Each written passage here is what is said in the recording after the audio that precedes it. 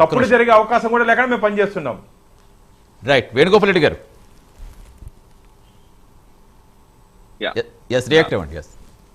మధుసూదన్ రెడ్డి గారు మాట్లాడుతున్న మాటలంటే చిలుక పలుకులాగా ఉన్నాయి. ఆయనకు వాస్తవాలు వదిలేసేసి కేవలం జగన్మోహన్ రెడ్డి గారి మెప్పు కోసం, జగన్మోహన్ రెడ్డి గారి పార్టీని సపోర్ట్ చేయడం కోసమే మాట్లాడుతున్నట్టు మనకు కనపడుతుంది. మీరు వినండి, మీరు మీరు కూడా ఒక నిమిషం వినండి. మధుసూదన్ ఒక నిమిషం విను ఫస్ట్. బేసిక్ గా నువ్వు ఈ రోజు ఎలుకలు తిరుగుతున్నాయి, నత్తలు తిరుగుతున్నాయి, వాటి మీద యాక్షన్ తీసుకోలేదని చెప్తున్నావు కదా. ఈ రోజు రాష్ట్రం మీద పడి కుక్కల్లాగా మరుగుతున్న జగన్మోహన్ వైఎస్ఆర్సీపీ పార్టీ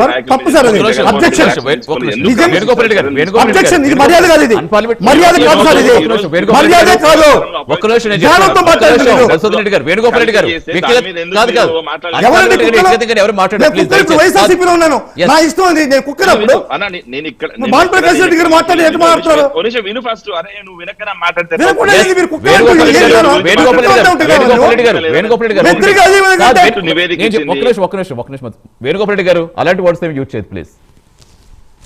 ఒక నిమిషం కల్తీ లడ్డు గురించి మాట్లాడడానికి మీకు ఎక్కడ చిత్తశుద్ధి లేదు. కల్తీ జరగలేదని చెప్పి ఈ రోజు ప్రూవ్ చేయడానికి కూడా మీ దగ్గర లేదు. కల్తీ జరిగిందని చెప్పి ఖచ్చితంగా అర్థమైపోయింది. సిట్ నివేదికలో వాస్తవాలు బయటకు వచ్చాయి. దాన్ని కవర్ చేసుకోవడం కోసం ఇలా డైవర్ట్ పాలిటిక్స్ ప్లే చేస్తున్నారు. అదొకటి ఫస్ట్ పాయింట్.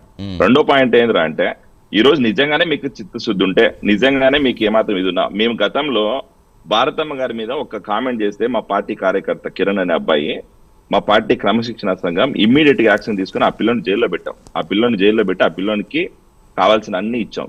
ఎలాంటి ఆన్ ఆర్డర్ నిర్వహణ చేయకూడదు, రాష్ట్రంలో ఇలాంటి పరిస్థితులు పునరావృతం అవ్వకూడదు, మహిళల మీద దాడులు చేయకూడదు. అది ఎవరి అయినా కూడా, మహిళ అంటే మహిళనే, మనిషి అంటే మనిషి.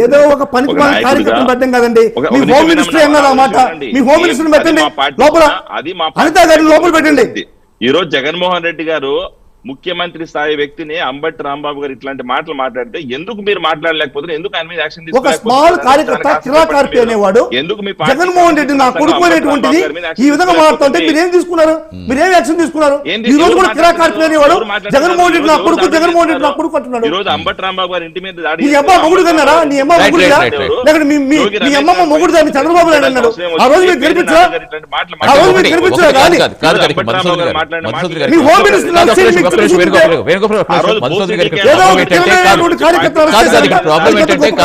తప్పలేదు, మీరు ఒప్పుకుంటారు, ఒప్పుకున్నారు. బట్ జగన్మోహన్ రెడ్డి గారు సరే దాడులు ఎవరు కూడా, అది ఎవరు చేసిన దాడులు ఎవరు కూడా ఒప్పుకోరు. బట్ ఎందుకు ఇలాంటి మాటలు మాట్లాడాల్సింది కూడా అని కూడా ఆయన ఎందుకు చెప్పలేకపోతారు? ప్రతీకార చర్యగా ఎందుకు తీసుకుంటున్నారు?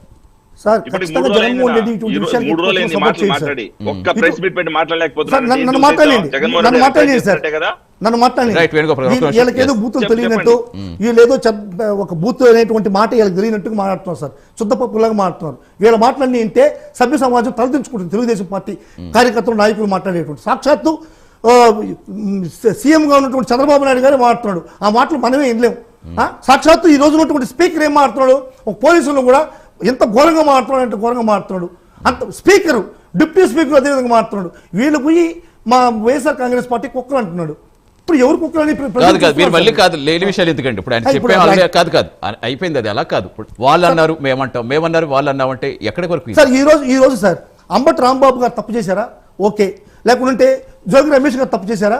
ఓకే. అసలు జోగి రమేష్ గారు తప్పు చేశారంటే సభ్య సమాజం తలదించుకోవాలి సార్. అసలు ఆ పరికరాలు, ఆ యొక్క ఎక్విప్మెంట్ ఎవరు పెట్టారు మొలకల చెరువులో? వాళ్ళు వదిలేసి జోగి రమేష్ని తగులుకొని జోగి రమేష్ మీద కేసు పెట్టడం అనేటువంటిది ఎంత ఘోరమైనటువంటి ప్రక్రియ సార్ అది. సరే, వాళ్ళు తప్పు చేశారు. తప్పు చేసినప్పుడు చట్టం మీ చేతిలో ఉంది, పోలీసులు మీ దగ్గర ఉన్నారు, వ్యవస్థ అంతా కూడా మీ దగ్గర ఉంది. దాన్ని ఏ విధంగా న్యాయపరంగా, ధర్మపరంగా, చట్టపరంగా ఎదుర్కోవాల్సింది పోయి మీరు మీ కార్యకర్తలు ఉన్నారు, మీకు పెయిడ్ రౌడీస్ ఉన్నారని చెప్పని వాళ్ళని ఇళ్ల మీదకి దాడికి పంపించి పోలీసులు సాక్షిగా బాంబులు వేసేటువంటిది సంస్కృతి తప్ప కాదా? మీరు ఒకసారి చెప్పండి. మీరు పోలీసులు అందరూ కూడా ఉన్నారు. ఈ తెలుగుదేశం మోకల్లో పోలీసులు కూడా లేకుండా ఉంటే కూడా బాధ ఉండదు. పోలీసులు సాక్షిగా తెలుగుదేశం మోకలు దయచేసిన దౌర్జన్యం ఇది సభ్య సమాజం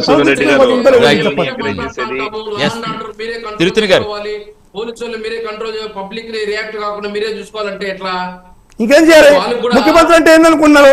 ఈ పార్టీలోకి గెలిచి ఆ పార్టీలోకి వెళ్ళిపోవడం ముఖ్యమంత్రి అంటే? ఈ పార్టీలోకి గెలిచి ఆ పార్టీలోకి వెళ్ళిపోయి ఆ పార్టీని విమర్శించడమా?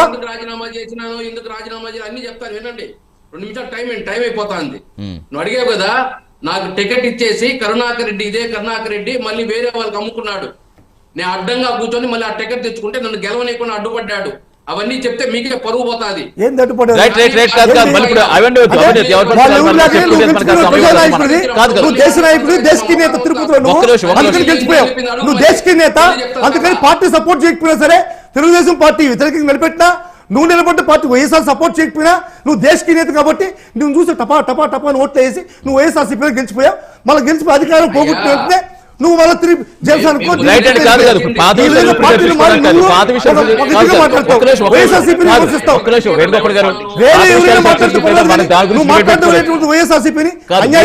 కాదు మీ ఇద్దరు మళ్ళీ పెట్టుకుందాం ఒక నిమిషం. ఎస్ మనకు సమయంలో ఎస్ భానుప్రకాష్ గారు, ఫైనల్ గా జనరల్ గా సామాన్యులకు వచ్చే సందేహానికి సంబంధించి అడుగుతున్నాను. టీటీడీ బోర్డుకి టీటీడీకి ఉన్న నిధులకు సంబంధించి ప్రత్యేకంగా మనం ఏం చెప్పుకోవాల్సిన పని లేదు. బట్ నిఘా వ్యవస్థ అంత కఠినంగా ఉన్నప్పుడు నిజంగా టీటీడీ బోర్డు మీద సవాళ్ళు ఏంటి ఇప్పుడు ఇలాంటివి మళ్ళీ రిపీట్ కాకుండా? ఎందుకంటే గతంలో ఉన్నప్పుడు అనిల్ కుమార్ గారు ఈవోగా ఉన్నారు, ఇప్పుడు ఈవోగా అనిల్ కుమార్ గారే ఉన్నారు. అసలు వాళ్ళ పాత్ర ఎంతవరకు ఉంటుంది? అంటే వాళ్ళకి